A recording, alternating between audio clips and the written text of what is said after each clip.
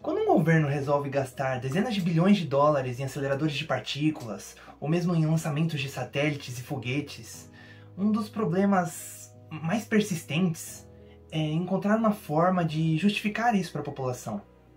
Até porque um cidadão médio e leigo poderia se perguntar: ok, mas por que gastar fortunas tão grandes com tecnologias que não vão trazer resultados práticos e imediatos? Sendo que nós temos milhões de pessoas no mundo passando fome, por exemplo. Bom, a justificativa para isso é, na verdade, bastante simples. E para falar um pouquinho sobre isso, eu quero dar dois exemplos práticos. Foi somente quando fomos forçados a desenvolver câmeras melhores para telescópios que finalmente a tecnologia que permitiu a construção dessas câmeras minúsculas que nós utilizamos nos smartphones hoje, basicamente todo mundo tem uma na mão, se tornaram possíveis. Assim como o GPS também não seria possível sem essas centenas de satélites que ficam orbitando a Terra e que nos enviam os dados que são necessários para aplicativos como o Waze funcionarem, sem os quais a maioria de nós não sabe mais viver sem, não é mesmo? Mas voltando ao assunto, você ainda pode estar se perguntando: ok, mas então por que fazer esses aceleradores de partículas imensos e tão caros? Além do vasto conhecimento físico que nos permite entender melhor o funcionamento do universo em si, há várias tecnologias que podem ser beneficiadas e que são beneficiadas com esse tipo de estudo. Uma área que recebe avanços enormes com esse tipo de tecnologia é a área da medicina, sobre a qual vamos falar hoje. Quando falamos das implicações médicas dos nossos estudos sobre a mecânica quântica, várias coisas podem vir à mente. Esse tipo de tecnologia vem sendo utilizada desde a fabricação de medicamentos até a área de engenharia biomédica, com a construção de máquinas para a realização de exames de imagem. Vários tipos de exames de imagem poderiam entrar nesse vídeo e poderíamos passar horas falando sobre eles. Temos a ressonância magnética, que permite a identificação de determinadas moléculas em um corpo a partir da corrente que os spins dos núcleos dos átomos induzem em uma bobina. Temos as tomografias, entre várias coisas. Mas hoje falaremos sobre um exame específico: a tomografia por emissão de pósitrons. Mas, afinal, o que é a tomografia por emissão de pósitrons? Vamos chamar aqui pela sigla PET. O PET, ele é um exame amplamente aplicado no diagnóstico e no monitoramento de diversos tipos de cânceres, mas também está relacionado ao monitoramento de diversos outros tipos de doença, como relacionadas ao sistema cardíaco e à parte cerebral. O que estamos interessados em explicar aqui é como esse exame funciona e quais são os conceitos físicos que estão por trás dele que o tornam possíveis. Como o próprio nome já indica, o exame ele se baseia na emissão de pósitrons para gerar imagens computacionais. Mas, afinal, o que são os pósitrons? Os pósitrons nada mais são do que partículas antimatéria, elétrons com carga positiva, geradas quando um próton de um átomo radioativo passa pelo decaimento beta+, liberando assim um pósitron e um neutrino, diminuindo o número atômico desse elemento em 1. Os pósitrons, eles foram postulados por Paul Dirac em 1928, mas só foram confirmados experimentalmente em 1932 por Carl David Anderson, por meio de fotografias da trajetória de raios atômicos quando expostos a um campo magnético dentro de uma câmara de nuvens, ou a câmara de Wilson. Agora que nós sabemos o que é um pósitron, só nos falta explicar o princípio da aniquilação, para enfim sermos capazes de explicar como o PET funciona. Como já vimos, os pósitrons eles são opostos aos elétrons, e por essa razão, quando eles se encontram, ambos acabam sendo aniquilados. Este é o chamado princípio da aniquilação. Acontece como a famosa equação de Einstein diz: energia é igual a massa vezes a velocidade da luz ao quadrado. A matéria ela pode ser convertida em energia e vice-versa. Dessa forma, como no universo nada se perde, mas sempre se transforma, quando o elétron e o pósitron eles se aniquilam, eles se transformam em energia na forma de duas partículas de radiação, que são os raios gama. Esses raios gama, eles são emitidos na mesma direção, porém em sentidos opostos, mantendo assim o momento linear do sistema, o momento total. Todo esse conceito por trás do PET, ele deriva dessa propriedade. A ideia do PET é injetar no corpo do paciente moléculas orgânicas com um componente radioativo acoplado a elas, o chamado tracer, ou como melhor podemos dizer, um marcador radioativo, que já iremos explicar como isso foi obtido. Essas moléculas, elas variam a depender do que se quer observar, mas no caso do monitoramento de cânceres, em geral é utilizada a glicose. A escolha da glicose se deve ao fato de que as células cancerígenas, elas consomem mais glicose do que as células saudáveis, gerando assim um acúmulo dessas moléculas no tecido cancerígeno. Dessa forma, depois que as células cancerígenas elas absorvem essa glicose radioativa, que é a glicose com marcador, o componente radioativo ele emite radiação através do decaimento de partículas beta.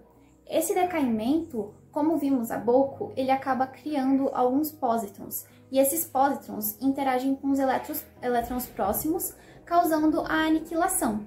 Essa aniquilação mútua, ela gera 2 raios gama, como vimos anteriormente também. E é interessante notar que devido à conservação de energia, a energia ela vai ser dividida entre esses 2 fótons que vão ser emitidos. E a energia mínima de cada fóton, ela pode ser obtida pela relação de Planck, que é a energia igual à constante de Planck vezes a frequência. Ora, se cada uma das milhões de moléculas que são absorvidas, elas geram 2 fótons, então a gente pode captar esses 2 fótons com um anteparo, que é um anteparo da máquina de tomografia. E assim, através da distância de cada um desses fótons do anteparo, nós podemos medir com precisão a posição inicial do pósitron antes dele ser destruído. Dessa forma, torna-se possível o mapeamento completo em 3 dimensões desse tecido que nós queremos estudar. E aqui nós falamos especificadamente do caso do câncer. O processo ele não muda para outros tipos de doenças ou outros tipos de tumores que se quer analisar. A única coisa que vai mudar é a molécula orgânica e o marcador radioativo que nós vamos utilizar para montar esse tracer, esse marcador radioativo, que vai depender da absorção, a relação da absorção de cada tecido, que é utilizada para fazer esse mapeamento. Bom, nada melhor do que um exemplo para deixar as coisas um pouquinho mais claras. Então vamos fazer uma análise quantitativa de como o PET sabe exatamente qual é a posição onde ocorreu a aniquilação do para-elétron-pósitron. Imagine que essa circunferência é o nosso anteparo do nosso PET e que esse aqui é o nosso ponto de aniquilação, onde ocorreu a aniquilação e os 2 fótons foram emitidos. Vamos chamar esse fóton aqui de gama 1 e esse aqui de gama 2. Bom, como nós construímos a máquina e nós sabemos exatamente onde foi que os 2 fótons bateram no anteparo, nós conseguimos saber já essa distância aqui, que é D1 mais D2, que é a distância percorrida tanto pelo fóton 1 quanto o 2, então D1 mais D2 vai ser igual a 30 centímetros. Isso aqui é dado o tamanho da nossa máquina. Claro que esse número está muito menor, mas nós estamos trabalhando com essa escala para facilitar os cálculos.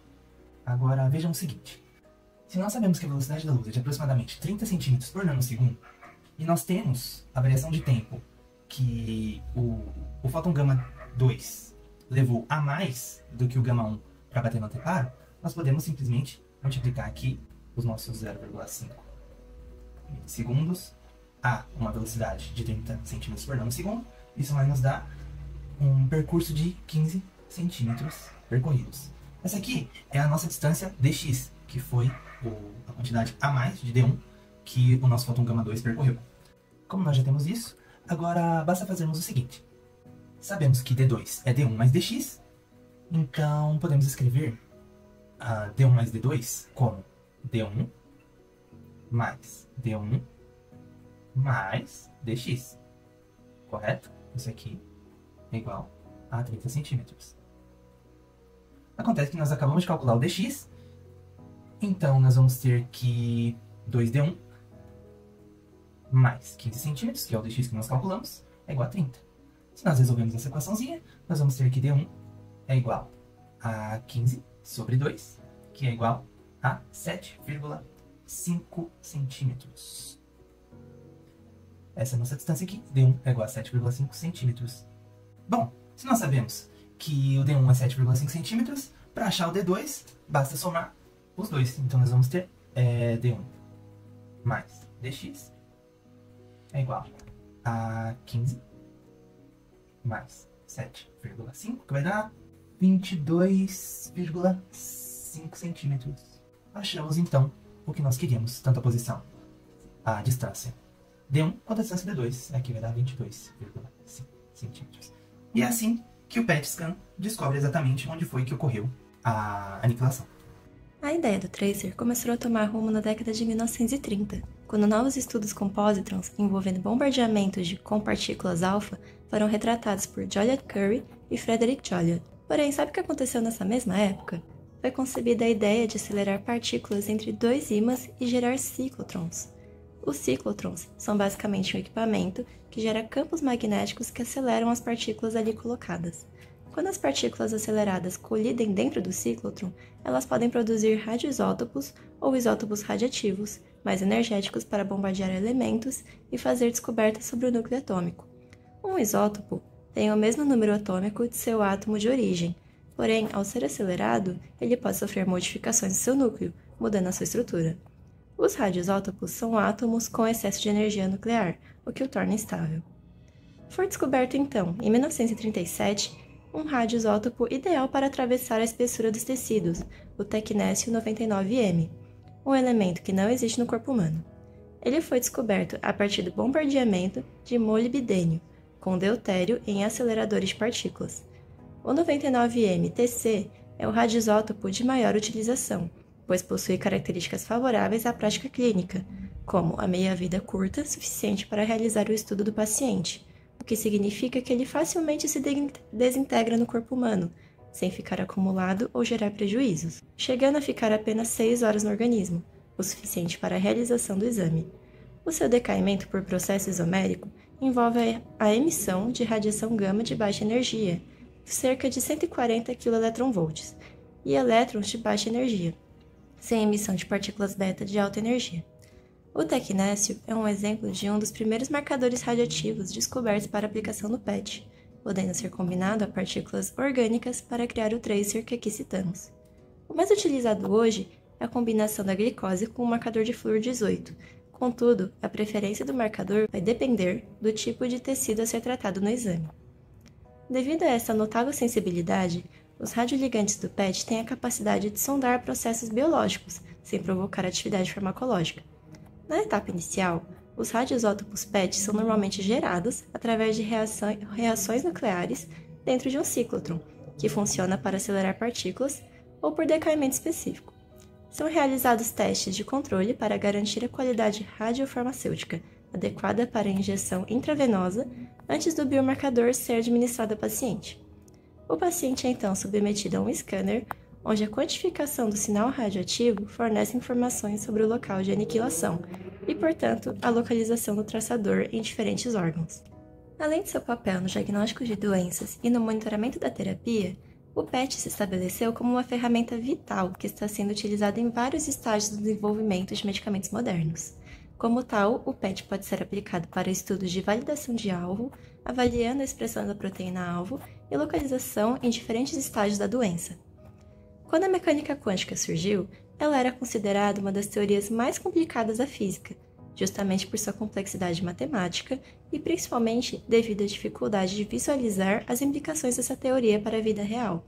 E foi justamente devido aos esforços de diversos cientistas que hoje podemos empregar algo extremamente complexo da física em diversos hospitais e centros clínicos, com o objetivo de salvar vidas.